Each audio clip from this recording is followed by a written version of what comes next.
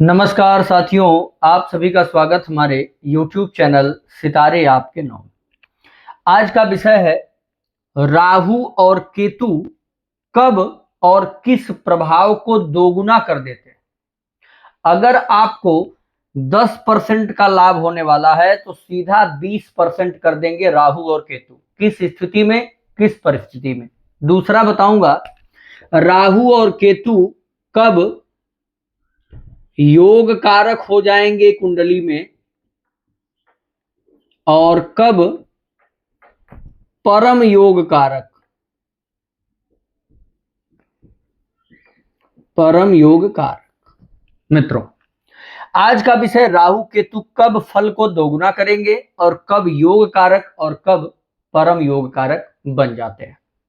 यह बेहद खास कार्यक्रम है आपके लिए।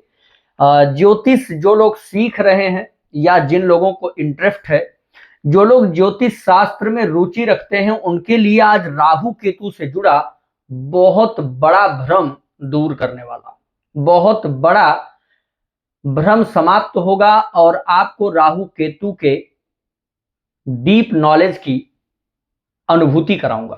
प्रिय मित्रों, गहरा ज्ञान है आज का, खास करके राहु और केतु के लिए। इन दो ग्रहों की बात अक्सर जब भी सामने आती है तो लोग निराश हो जाते हैं, चिंतित हो जाते हैं, परेशान हो जाते हैं और बहुत बड़ा डिप्रेशन राहु और केतु के नाम से उनके दिमाग में चलने लग जाता है, जबकि ऐसा होता कुछ भी नहीं। राहु और केतु कोई ऐसे ग्रह नहीं है जिनका काम केवल बुराई करना है। राहु और केतु कुंडली में अगर योग कारक और परम योग कारक बन जाएं तो इन ग्रहों से अधिक फायदा करने वाला ग्रह आपको कोई मिलेगा ही नहीं। इन ग्रहों से लाभकारी ग्रह आपको कोई मिलेगा ही नहीं। तो किस परिस्थिति में ये योग कारक परम योग कारक होंगे, उस पर भी चर्चा मैं करने जा रहा हूं। अधिक समय न लेते हुए आप सबसे रिक्वेस्ट करूंगा कि प्लीज, हमारा YouTube परिवार 30,200 लोगों का संपन्न हो चुका है। मैं आपको भी आमंत्रित करता हूं कि आप हमारे इस वीडियो के माध्यम से अगर हमें देख पा रहे हो तो एक लाइक और वीडियो को सब्सक्राइब के बटन के सामने क्लिक जरूर कर लीजिएगा, क्योंकि इसी प्रकार की जरूरी वीडियोज आपके सामने आते रहेंगी। और प्रतिदिन हमारा फ्री कार्यक्रम निःशुल्क लाइव सेशन चलता है, उसमें आप जुड़ करके अपना फ्री प्रेडिक्शन भी करा सकते हैं। चलिए प्रिय मित्रों, जन्म पत्रिका के किसी भी भाव में राहु और केतु बैठे हैं तो इनका प्रभाव उसी भाव के, उसी राशि के और उसी ग्रह के आधिपत्य से समझना चाहिए जिसके साथ ये या जिसके राशि में बैठे हुए। बात समझिएगा, क्योंकि राहु केतु की अपनी खुद की कोई राशि नहीं होती है, ना ही खुद का कोई इनका घर है। ये जिसके साथ लगेंगे ये छाया ग्रह होते हैं। जिसके साथ रहेंगे, जिस भाव में रहेंगे, जिस भावेश की दृष्टि में रहेंगे, उसी के अनुकूल ये कार्य करते हैं। एग्जाम्पल के लिए मान लीजिए कि राहु यहां कर्म भाव में बैठा हुआ है। राहु, अब राहु कर्क राशि में बैठा है तो राहु किसके अनुसार काम करेगा? कर्क राशि के अनुसार। और किसके अनुसार? चंद्रमा के अनुसार। और किसके अनुसार? दशम भाव के अनुसार।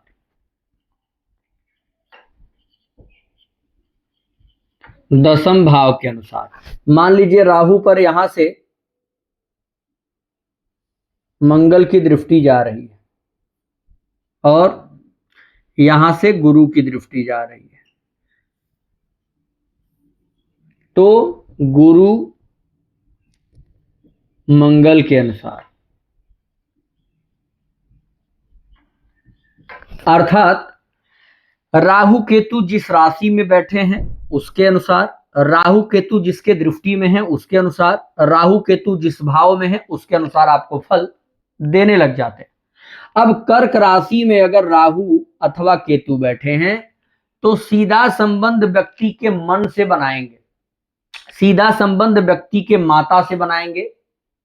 राहु केतु अगर यहां संबंध बनाए हुए हैं तो ऐसे जातक का जो मनोविचार होगा, जो उसकी भावना होगी, वह कहीं ना कहीं बहुत जल्दी धनवान बनने की हो जाएगी।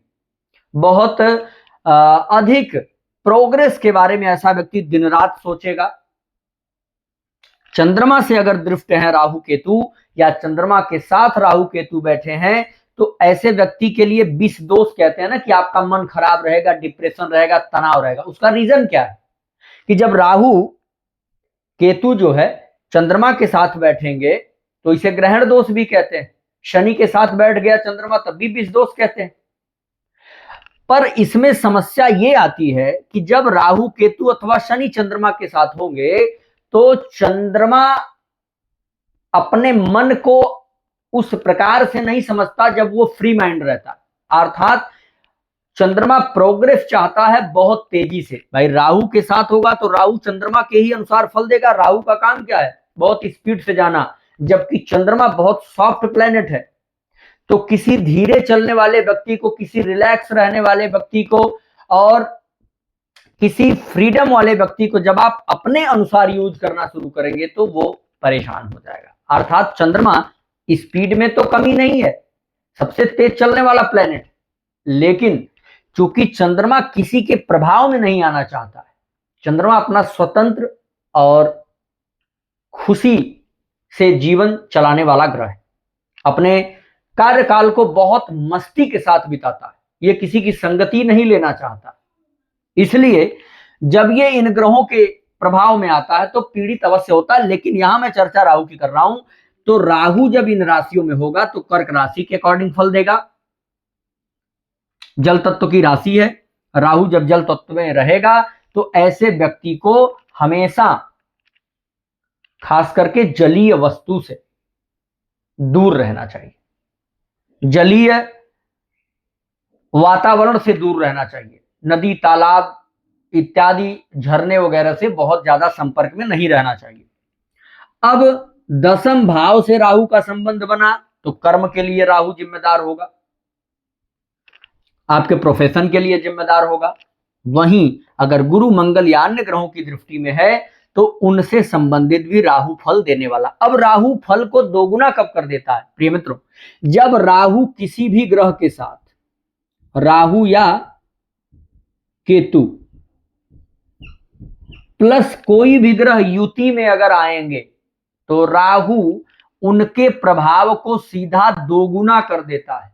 राहु जिसके साथ बैठता है उसी के बल को बढ़ा देता है। अगर राहु के साथ मंगल बैठे हो, आप सब जानते हैं इसे अंगारक दोष कहते हैं, क्योंकि मंगल ऊर्जा है, मंगल स्फूर्ति है, मंगल ऑलरेडी बहुत पावरफुल प्लैनेट है। मंगल को पेशेंस की कमी रहती है, मंगल हर काम में जल्दीबाजी सोचता है, लेकिन जब राहु के साथ आता है तो सीधा सीधा दोगुना हो जाता है। इसीलिए राहु और मंगल की युति को अच्छा नहीं कहते, क्योंकि ये ऑलरेडी बहुत स्पीड में चलता है, बहुत जल्दी काम सोचता है और बहुत ज्यादा पावरफुल है। इसके पावर को सीधा दोगुना राहु कर देते हैं। दोगुना करने से क्या होगा? सोचने समझने की क्षमता खत्म हो जाती है। ऐसा व्यक्ति उल्टा सीधा काम करके फंस जाता है या किसी दूसरे के साथ नुकसान कर जाता है। प्रिय मित्रों, वहीं राहु जब गुरु के साथ आते हैं तो इसे गुरु चांडाल दोष कहते हैं।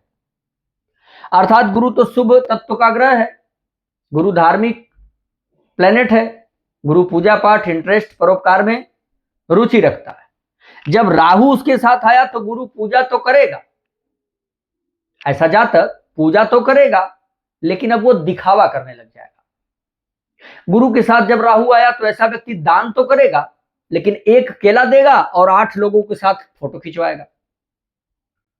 जब गुरु के साथ राहु आया तो ऐसा व्यक्ति गीता पाठ तो करेगा, लेकिन मोबाइल में लाइव चला के पाठ करेगा।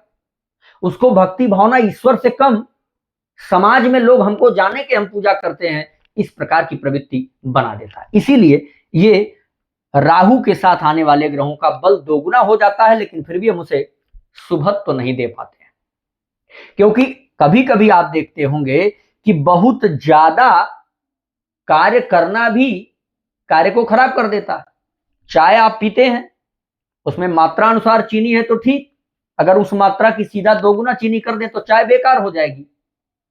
नमक ही डालते हैं, नमक मात्रा अनुसार तो भोजन ठीक, नमक दोगुना कर दीजिए तो भोजन में सारा मटेरियल बेकार 1 मिनट में। वही काम करता है ये राहु। अगर राहु फल को दोगुना करता है इट मीन्स आपके काम को खराब कर देगा। बात समझ लीजिए। अब किस स्थिति में राहु योग कारक हो जाता है और कब परम योग कारक? प्रिय मित्रों, जन्म कुंडली में राहु केंद्र में बैठा हो, 1 4 7 10 केंद्र में बैठा हो और किसके साथ हो? केंद्रेश के साथ। जैसे यहां राहु मंगल की राशि है, अर्थात कहीं भी चारों घर में राहु मंगल के साथ बैठा हो, कहीं भी राहु शुक्र के साथ बैठा हो, कहीं भी राहु चंद्रमा के साथ बैठा हो, कहीं भी राहु शनि के साथ बैठा हो, लेकिन इन्हीं चारों घर में, अर्थात केंद्र में राहु केंद्रेश के साथ बैठा हो, किसी भी केंद्रेश और किसी भी भाव, तो राहु आपके लिए योग कारक ग्रह बन जाएगा। राहु परम योग कारक कब होगा?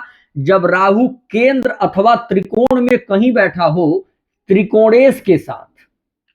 जैसे यहां शनि हो गए और यहां बुध हो गए। अब राहु अथवा या तो शनि के साथ या बुध के साथ, चाहे नवम में बैठ जाए, पंचम में, या 1 4 7 10 में बैठ जाए, तो राहु क्या हो जाएगा? परम योग कारक ग्रह माना जाएगा। ऐसी स्थिति में आपको ये निर्धारण करना होगा, और अगर योग कारक या परम योग कारक राहु या केतु आते हैं तो ये आपको कभी भी नुकसान देने वाले ग्रह नहीं होंगे। आपको इनसे कभी भी डरने की आवश्यकता नहीं है, आपको इनके साथ मस्ती में चलने की आवश्यकता है। ये सदा आपको लाभ देंगे। प्रिय मित्रों, अगर ये जानकारी अच्छी लगी हो तो वीडियो को अधिक से अधिक शेयर करें, चैनल को सब्सक्राइब करके और लाइक कमेंट अवश्य करिएगा। नमस्कार।